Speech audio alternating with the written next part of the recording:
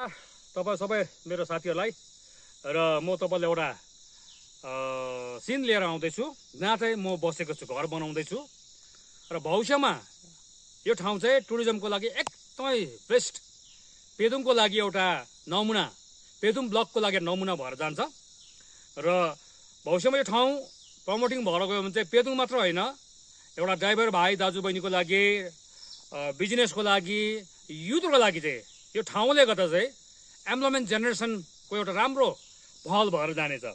यो ठाउँको नाम चाहिँ हो काफलबेल्ली अप्पर पेदुङ र म तपाईँलाई यो ठाउँ कस्तो छ, म तपाईँलाई यो ठाउँ चाहिँ तपाईँको 360 डिग्री एङ्गल हो र यो 360 डिग्री एङ्गलमा यो ठाउँ कस्तो छ भनेर म तपाईँलाई देखाउँछु र भविष्यमा ब्लक, पञ्चायत समिति, जिटिएले सायद सक्यो भने चाहिँ यो ठाउँलाई प्रमोट गरेर गयो भने चाहिँ हाम्रो जातिको लागि, हाम्रो ठाउँको लागि, हाम्रो भाइ बहिनीको लागि एकदमै राम्रो एम्प्लोइमेन्ट जेनेरेसन भएर जानेछ, ड्राइभरी क्षेत्रमा, व्यवसाय क्षेत्रमा र अरूहरूको लागि पनि। ल, यो चाहिँ 360 डिग्री एङ्गल हेर्नुहोस् है। ओ माथि जुन पनि छ, जुन देख्नु हुँदैछ?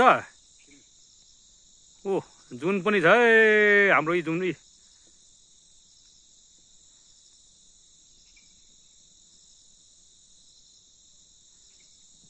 ल 360 डिग्री एङ्गल यस्तो छ, सब पाहाड देख्ने हो।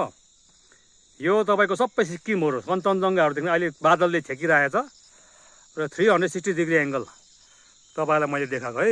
यो माथि हाम्रो यस्तो ठाउँ देख्छ। आजको दिनको यो 7 तारिक जुन 2025 को यो तारिक हो।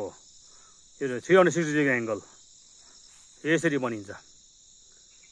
यो लाभा साइटहरू सबै र यो ठाउँ यसरी भविष्यमा यसरी बनिने सम्भव छ। ढुङ्गाहरू फुटाइरहेका छौँ, हेर्नुहोस् है। यो ठाउँहरू यस्तो छ, राम्रो जग्गा छ भविष्यमा।